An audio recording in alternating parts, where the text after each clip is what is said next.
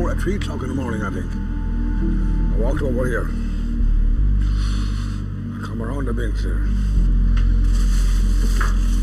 I was looking for some duties. I pulled a black bag out like that. And I done that. And I thought there were 2 fish. I said there were 2 big salmon or something. And I opened the bag. And there they were, a pair of woman's legs. That's what I think.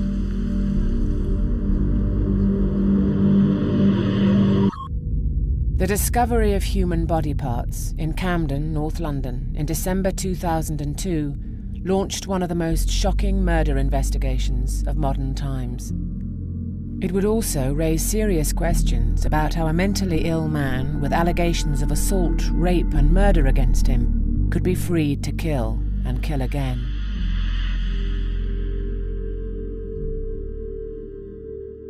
As I remember, the week had been relatively quiet, but it was a Monday morning, and I received a call probably about 9:45, 9:45, to say that some suspected human remains had been found in a bin in the Camden area of northwest London. It certainly looked to me like some part of an arm or leg. Pathologist came down and confirmed that he was looking at a part of a human lower leg.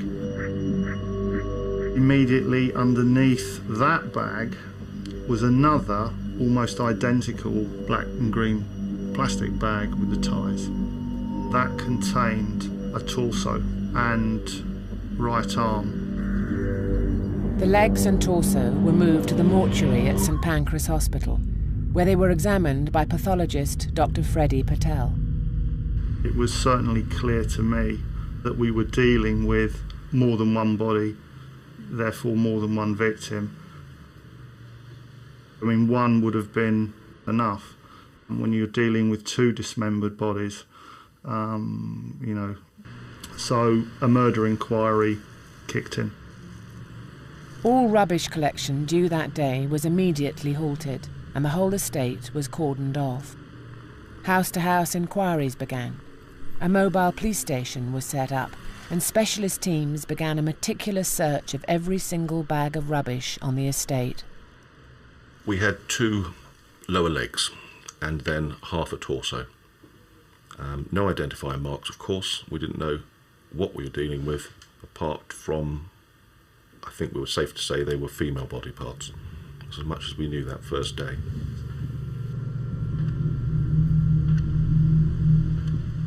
When that happened, the place was raided, basically, and everything was sealed off. Then you think, what's going on here? It's only when I come home here one day and I see all the hoardings and all that round. And it was just neighbours who's been all chattering about it and talking about it, and the press in and out the pub and all that business. I got a headache over it. It drove me around a twist for a few weeks. We have no hands, no heads. We've got small body parts that we're still looking for. So we had to consider the drains. But then just across the road from Royal College Street, we've got the canal, and that would be an ideal place to lose some body parts if you so wish to.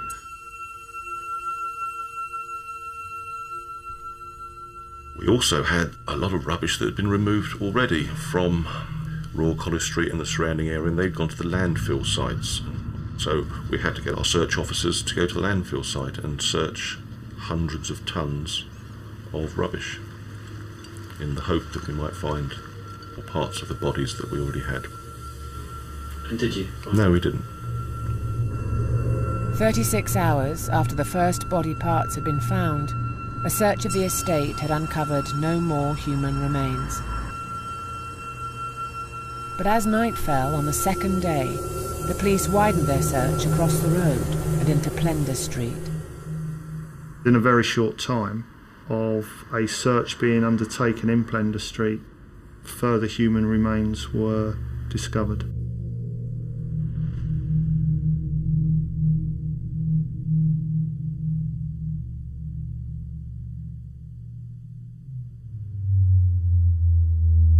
they'd been dismembered very carefully and probably with a great deal of precision and a great deal of thought.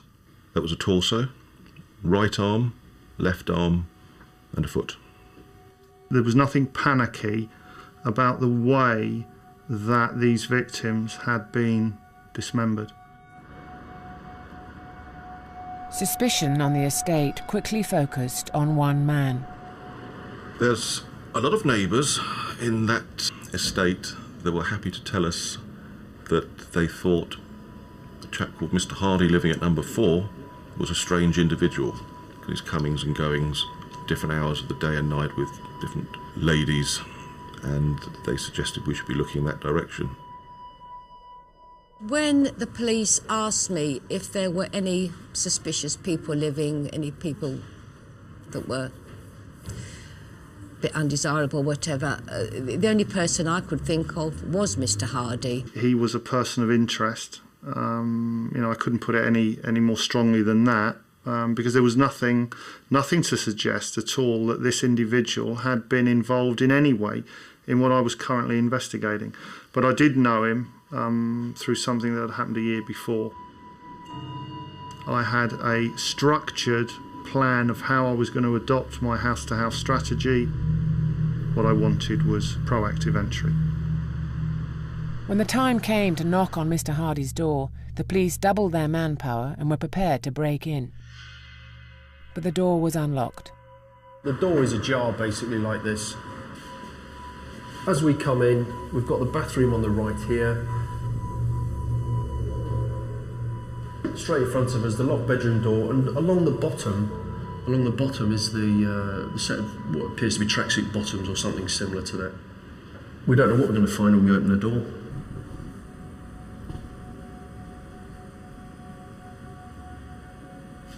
There is a smell, which is quite apparent. The uniformed officers force the door open.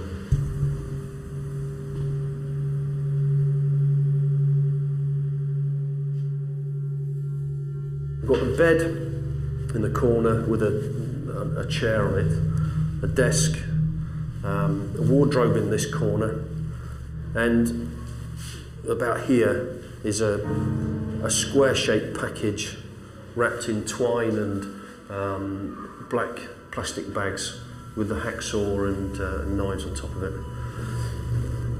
It's quite apparent that that package is likely to be a human torso.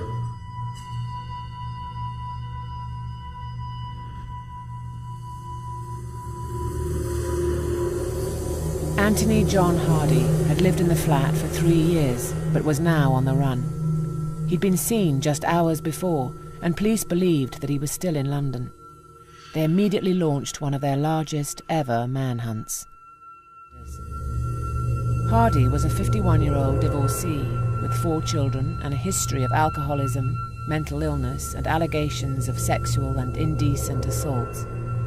He'd been imprisoned 3 times for car crime and theft, and in 1995 had been sectioned under the Mental Health Act. He was also known to pick up prostitutes from nearby King's Cross. Hardy had said that one day he'd be famous. Lived in a flat close to where the women's remains were A murder hunt is underway this evening to identify the victims. whether they belonged to 2 or 3 people. The suspected remains murders of of Britain's most wanted man. Detectives have been studying CCTV footage. It's thought the murders could have been committed up to a week ago. The police began a massive search for Hardy.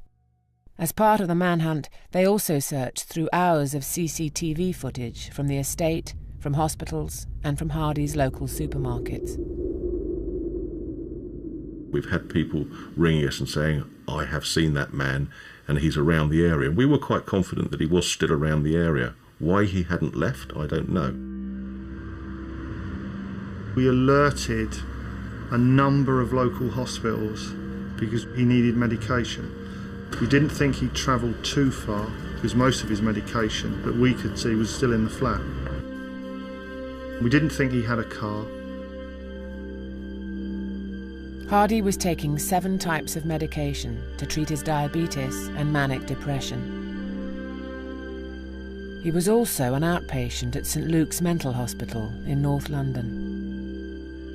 Anthony Hardy was known to us and the services from 1995 and had various contact with different aspects of our services in the intervening years.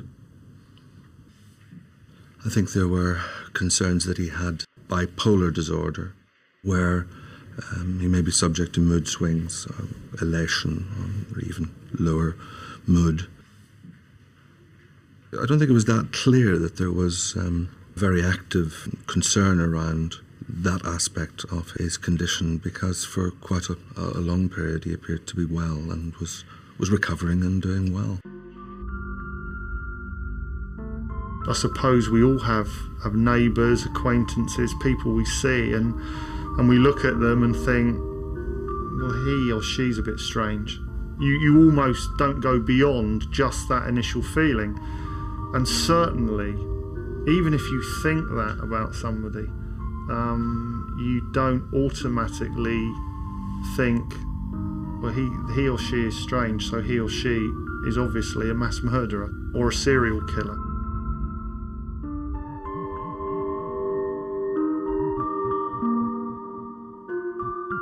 I just went like jelly. The fact that I was just a foot away from him in the refuse bin room, knowing now what he did. It was weird. Anything could have been going on behind his door, because he just wouldn't talk to anybody. They're strangers to me, the likes of him. You know, these new people moving in there and these block. They didn't come from around here. As they searched the flat, the police also got their first major lead. Hardy owned a Nectar card, and by marrying up the Nectar card with the receipt for which the points were put on, we were able to determine that at that time a quantity of those industrial bags had been purchased. When we knew the time from the receipt that the bags had been purchased, we were able to look at the closed-circuit television footage from the store, and we were able to see Hardy purchasing those bags. Hardy had also been recorded by a camera directly above the wheelie bin in Plender Street. The CCTV footage of Plender Street is quite bizarre in that all you are seeing is a man going to a bin and putting a bag of rubbish in it. When you watch it, you are watching a person with a bag that contains part of a human being, nonchalantly putting it into a wheelie bin and walking away.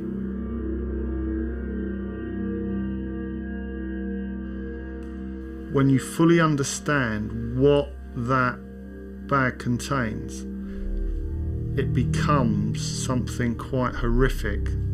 Even though you're not seeing anything on the face of it that is particularly disturbing. He didn't do anything to prevent himself being caught, other than the fact that he left his house and he shaved his beard off. We've got the constant going to and from hospitals. We've got no attempt to leave London. For 2 days, Hardy wandered the streets of London, sleeping rough in hospital chapels and waiting rooms.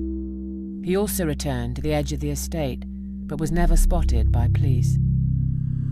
Perhaps he wanted to be caught, you know, coming in there as we have CCTV and knowing there's even a sign saying you've been recorded. I remember saying to a friend of mine at the time, I was saying, that guy's face looked familiar, and I didn't really think much of it, you know, at the time. We knew from the CCTV footage at the University College Hospital that Hardy had changed his appearance. That photograph was released and I think was front page news the next day. And everybody was talking about it because his picture's been in the newspaper. And then they asked me that if that was the guy I served, and I said yes, it was him, because he had the same cap. After 2 days on the run, Hardy was recognised by a retired policeman in a secluded smoking room in Great Ormond Street Hospital. The door opens and in walks Mr. Hardy, carrying his worldly goods and chattels with him. Sits down in the corner behind my sons, finishes a cigarette, and it's time to go back to the ward, and walking back. My son says to us, "Did you see that guy that came in?" I said, "What, the bin bag man?" And he said, "Yeah." He says, "It is him, isn't it?" I said, "I think so." And he says, "What are you going to do about it?" And I said, "I'm going to do bugger all about it." Yeah, I said, "We've got enough trouble on the plates at the moment." And as we walk along towards the lift, he says, "You've got to do something about it." I said, "Oh, fair enough," and I'll go along to security. And he's actually sitting reading the paper with the actual story on it. I says, "This guy here," I said, "he's sitting downstairs." And there was quite a large turnout of the constabulary that night. Yeah.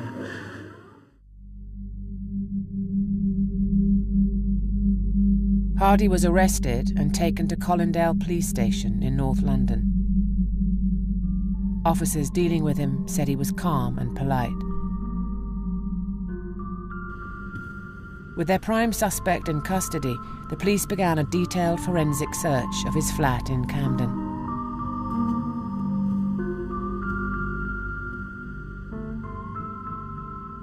It didn't look a conventional residence, but maybe there's a bit of bias in that because I know what else was in there.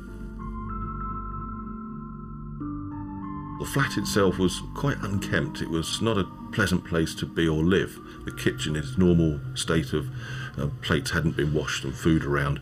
But then if we go into the lounge, there in the centre, a couple of televisions, all perfect order, like a shrine, and that's exactly what I believe it was, Mr. Hardy's shrine, which was made up of all these 70 or so pornographic videos and the televisions that you used to watch them. We have DNA opportunities nowadays which are so helpful. Expensive, but helpful. In an attempt to discover what had happened in the flat, the police employed a cutting-edge forensic system called luminol. Luminol is a process that, when it's applied to surfaces and objects, will show us whether or not there has been blood there. The luminol work actually showed us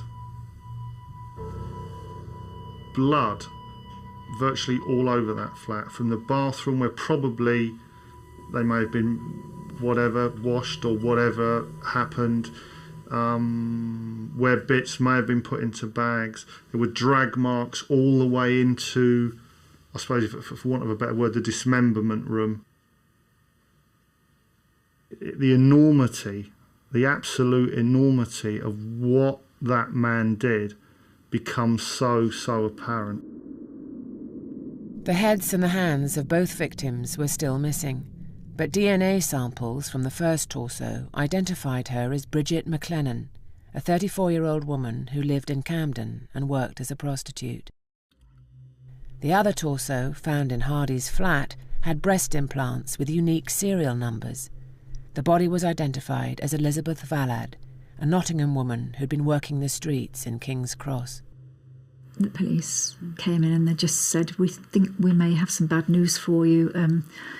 We think that, we found, we think your daughter's been murdered."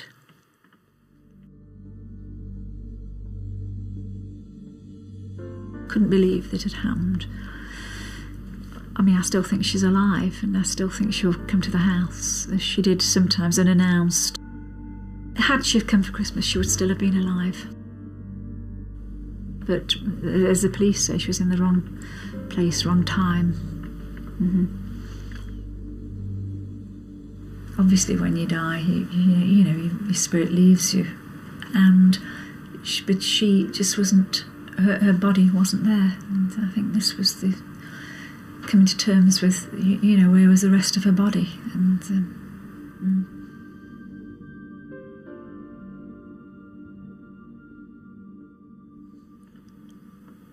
I think that's, to think you know, to never see her again, a beautiful face.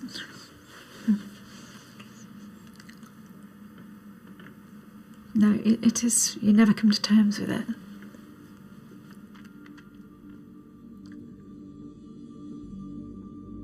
The police were soon convinced that Elizabeth and Bridget were not the only women to die at Hardy's hands. Almost a year earlier, in January 2002, Sergeant Nick Spinks had received a call from one of Hardy's neighbours. A lady rang to say that her front door had been graffitied. So we went there. And when we got there, we went in and had a chat with her and reported the criminal damage. The graffiti appeared to have been signed at the bottom with the letter T. Acid had been poured through the letterbox, and some of it had been spilt on the outside. And the footprints led from there straight to an address that we went and knocked on the door of. And although I'm sure there was somebody at the time, there was no answer to the door when we knocked. We went back to the address an hour or 2 hours or so later and knocked on the door again. And after a short while, the door was answered by Tony Hardy. He wasn't pleased to see us. We asked him a few basic questions about the damage upstairs, and having denied it initially, he admitted to it. It was a hands up, effectively, as far as he was concerned, to the criminal damage.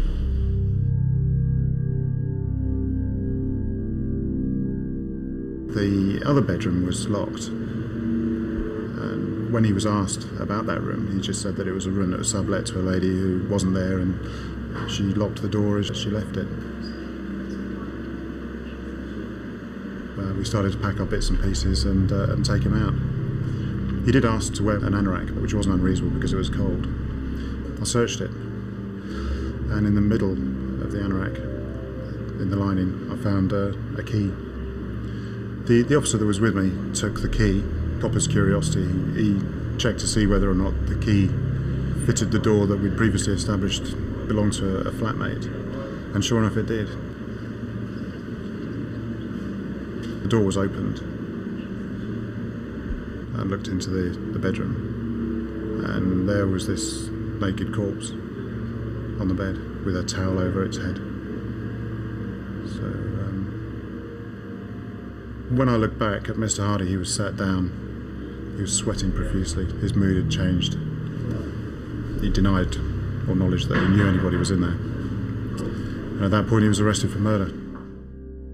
The most striking thing about Sally was that on the wall behind her was clearly blood on the wall, which then came down the wall to where her head was laid on the bed.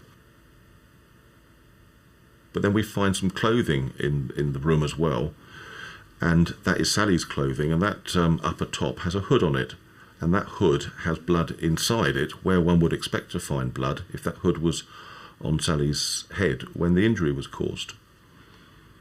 So I would deduce that Sally was wearing that when the injury was caused, and since death it's been removed from her.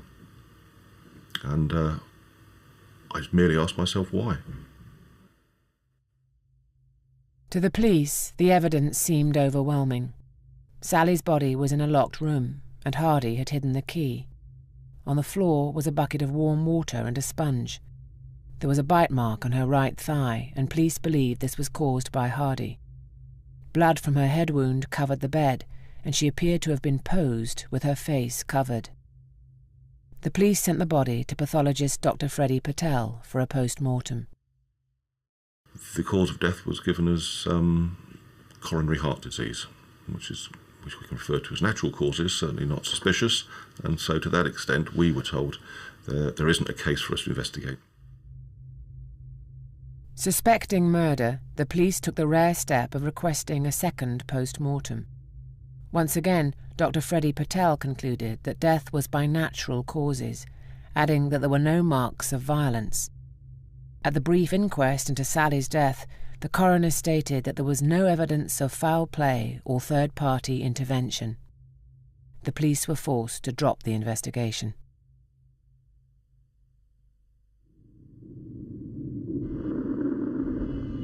Had the post-mortem brought any other result than that of natural causes, then of course all of those peculiarities would have been pursued. He was dealt with for the damage that had initially led the officers to his flat. I get paid to investigate unexplained deaths, suspicious deaths, murders, not deaths by natural causes. All those decisions are important decisions which are not made by me. They're made by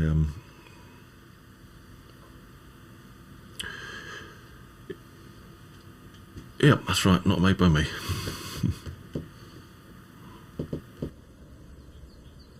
Hardy was returned to the care of St Luke's Mental Hospital in North London and sectioned again under the Mental Health Act. Staff found him to be a model patient, charming, cooperative, fully engaged in all aspects of his care and treatment programme.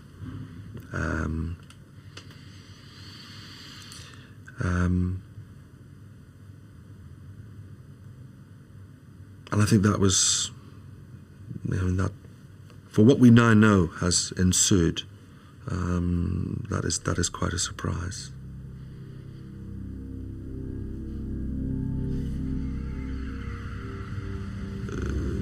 Staff have said to me that they found his presence to be one of kind of creepiness, kind of a vague sense of evil and misdoing, but charming, cooperative, and so on, nonetheless.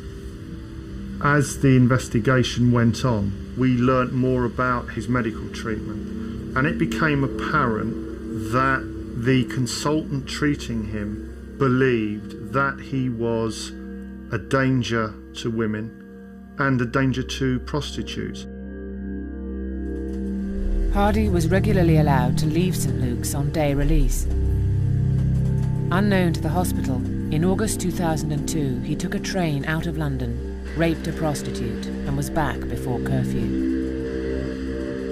When a person does have day leave, this is specified in terms of what time the person will leave the ward, where they will be going, and what time they will be returning. Now, of course, it is possible that an individual could choose to say, well, I'm not going to where I said I was going, jump on a train and go somewhere else. If we don't know and we subsequently discover that we've been lied to, there's very little we can do about that. Hardy's doctors were concerned that he should not be released. His doctor at St Luke's, Ian Collis, gave 6 warnings that he was vulnerable to relapse, posed a high risk of violence, and that women and prostitutes are at particular risk. Dr. Collis knew that in 1982, Hardy had frozen a bottle of water and clubbed his wife's head while she slept. He then dragged her to a bath and tried to drown her. For years after their divorce, he stalked her, hid microphones in her house, and told a psychiatrist that he wanted to kill her. More recently, there were numerous allegations by other women of sexual assaults, attacks, and a rape. Despite all this, Hardy's release was imminent. When someone is detained under the Mental Health Act, they have a right of appeal. On the first occasion, around about May 2002, there was a hearing, and it was considered that sufficient improvement had not been made, and there were still good grounds to continue detention. There was a later hearing in November. An experienced panel of 3 heard and considered the appeal, and on this occasion they thought substantial improvement had been made, sufficient to discharge him from section of the Mental Health Act. The panel concluded that while Hardy was mentally ill, he also had a natural human right to be treated in the surroundings which will encourage and support his own efforts. An opinion was asked for from the Forensic Mental Health Services, which was a fairly detailed account of the entire history of this man. This detailed report on Hardy warned that he had an untreatable personality disorder, adding, "There is strong evidence of risk of reoffending, and he's likely to cause others serious physical or psychological harm." But when the panel met to discuss Hardy's case, this report was lying unopened in the post room. It had been there for 2 days. That report wasn't available for the managers in their hearing, and it's questionable as to whether it would have made any particular difference. Hardy was released from section on November the 4th. The Mental Health Trust failed to tell the police that they'd let him out. Why has he come back here when he's had a dead woman in his house for so long, whatever happened? Camden Council should be aware of their history, and if not, why not? Because they are living amongst ordinary residents on the estate. Over the next 8 weeks, Hardy's behaviour spiralled out of control. He kept his weekly appointments at St Luke's to collect medication, but he also went secretly to University College Hospital and was prescribed Uprima, an alternative to Viagra. He wrote to prostitutes asking for dominant sex, saying he was independently wealthy and looking for a special relationship. And he walked to nearby King's Cross and picked women up on the streets. King's Cross is a slime place. There's pimps, drug dealers, prostitutes. Shit. It's a shit place to be. Because when you go with a punter, you not only got to watch yourself with the punter, you've got to watch the drug dealers, the other girls. Shit. King's Cross is shit. Meet some right freaks out there. Total freaks. They want to beat you or stupid sex. He was seen around Camden, taking pictures of women in bars and licking the sofas, saying he liked the leather.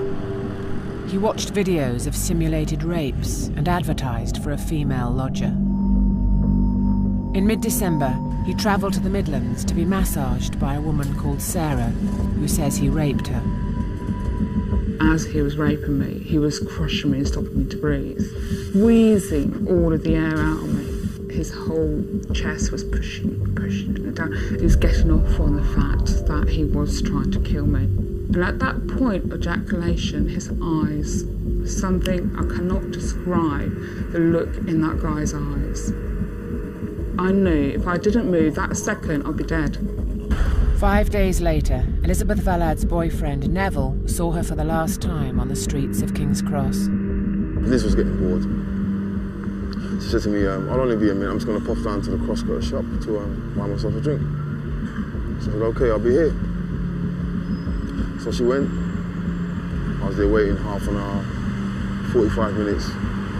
She didn't return. If I'd have gone to the shop with her, she'd probably be alive today. The man that killed her was responsible for her death. Wouldn't have approached her. In late December, Hardy went to church with a key around his neck and asked people to pray for his immortal soul. He prayed intensely with a former rector, saying a lady friend had recently died. The rector described him as being at emotional rock bottom. On Christmas Eve, with the body of Elizabeth Vallad still inside, Hardy invited Bridget McLennan to his flat to have sex at 8:45 p.m. She was never seen alive again. Late at night over Christmas, he was seen carrying bags around the estate and muttering to himself. Screams were heard inside the block. Neighbours heard drilling and thought he was doing DIY. He left his windows wide open, and passers-by could smell incense. Goodness knows what he was doing. I mean, you know, I just imagine, now I can imagine all sorts of things, you know. And that was even weirder when you see him sitting on the bench out over the road there, just in a daydream, staring at his own flat as if he was frightened to go back into his flat. Every time I took the dog out, the dog was pulling me towards his street door. So something was wrong there. But when I realised that the old police and everything had been round there, I realised what she must have been smelling. You know. Must have been the stench coming out there, but I couldn't smell it.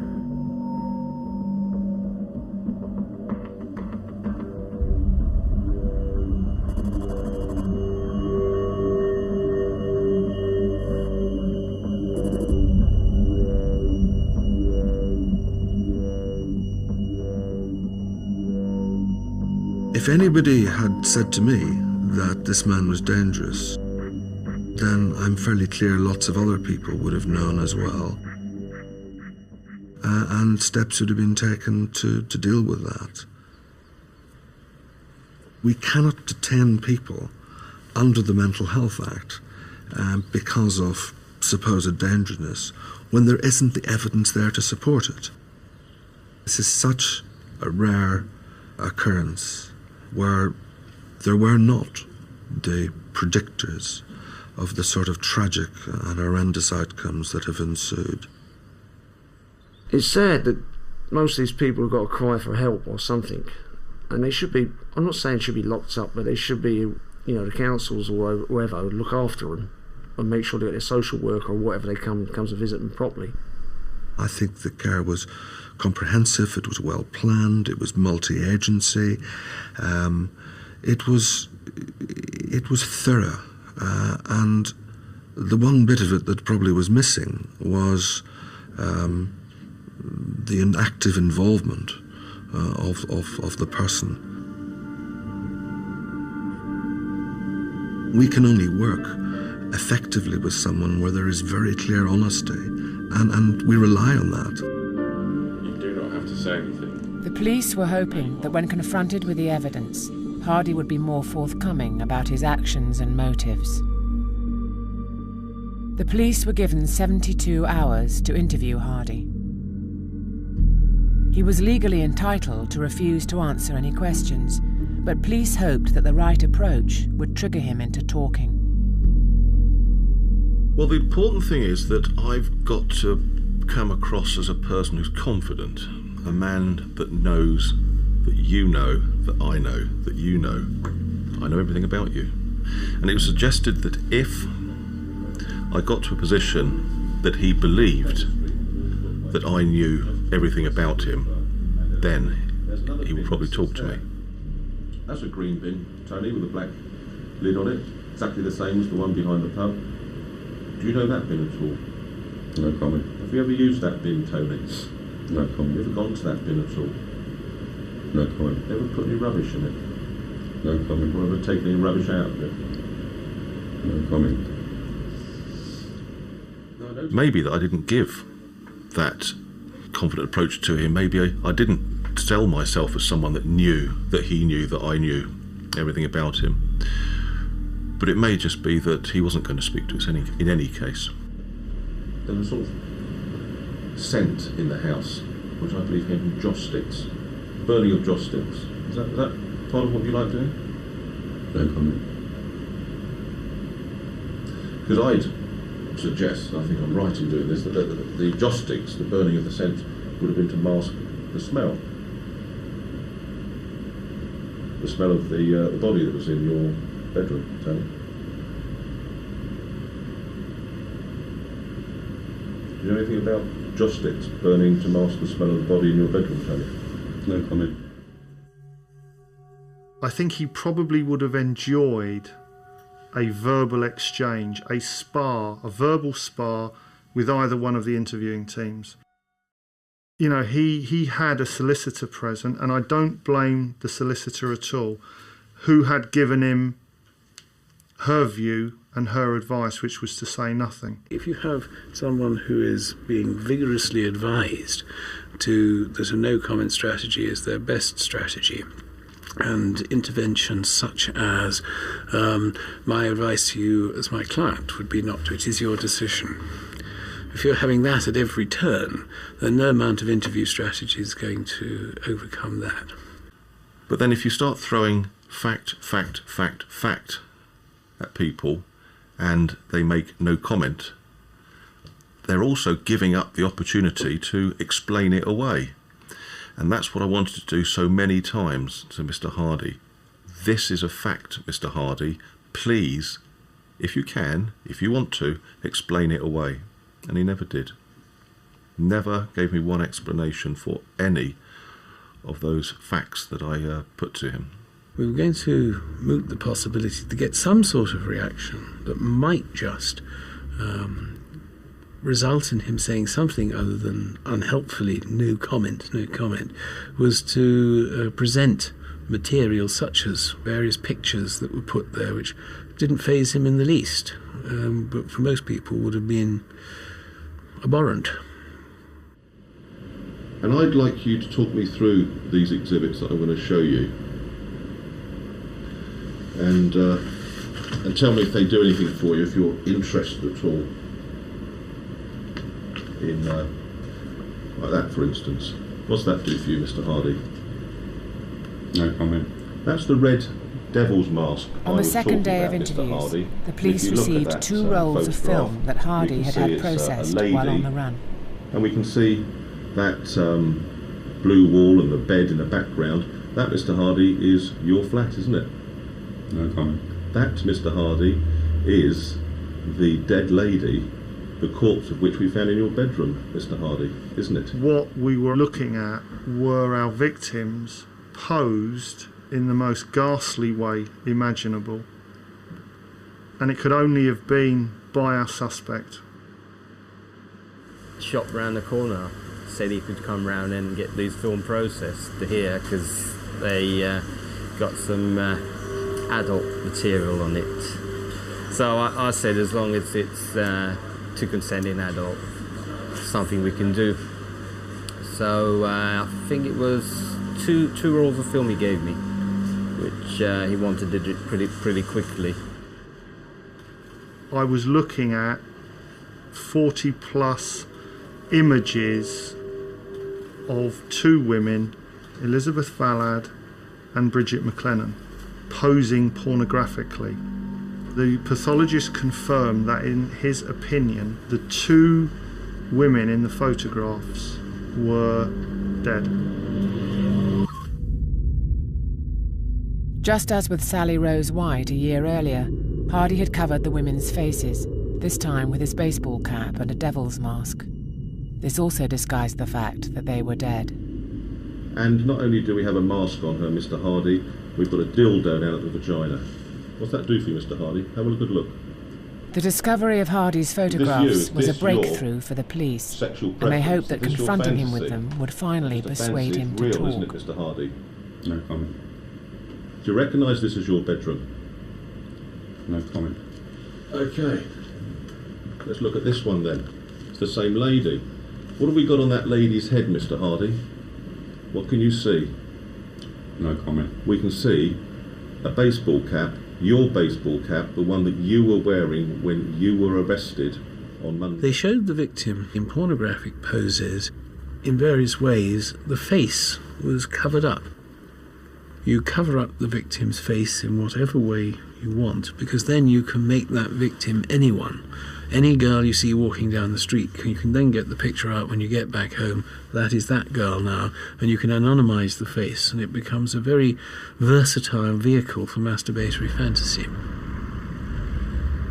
That they don't want to look at the face afterwards. The face means I haven't won. All I want to see is the defeated corpse, and if the face is still looking back at me, that identity still exists.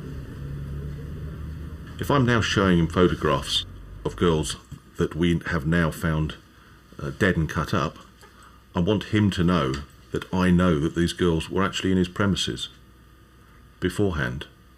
And I'm suggesting to him that this is overwhelming evidence against him, and that might just be what we need for him to talk to me and tell me the truth. His reaction to the photographs was bland.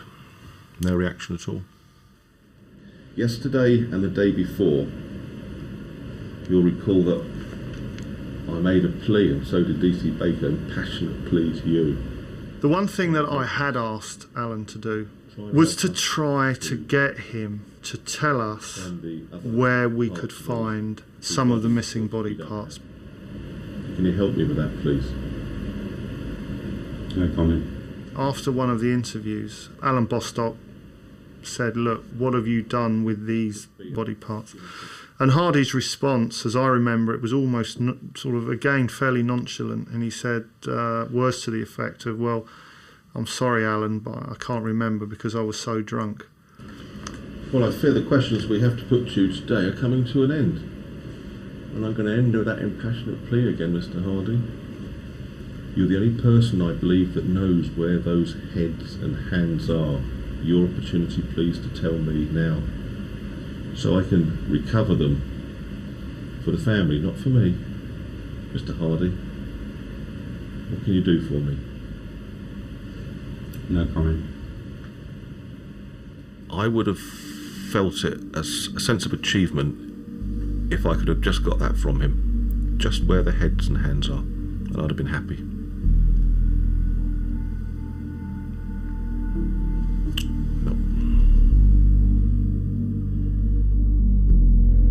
On the first day of his trial, Anthony Hardy pleaded guilty to all 3 murders and was given 3 life sentences. The Strategic Health Authority launched an inquiry into why he was released from hospital, and the police are investigating Hardy's activities over the past 20 years. They're also examining the DNA of another unidentified woman that was found in his flat. Hardy is still refusing to answer any police questions. I'd be surprised if he gave a complete, full and frank account of his motivations. And that don't mean it's not there. It means that he won't be wanting to tell us. I think I feel very angry, that this man, who was obviously a very highly dangerous man, was allowed to be considered to be okay, not mad, not bad, and he's allowed out of the mental hospital. I don't know how these people feel, what makes them work or makes them tick, or what the pleasure is they derive from it. So I can't actually go there. All I can do is stand back and say, I just don't understand how people can do that. It's possible that, certainly distinctly likely, that we didn't know the whole picture. There wasn't the full sharing of what was going on.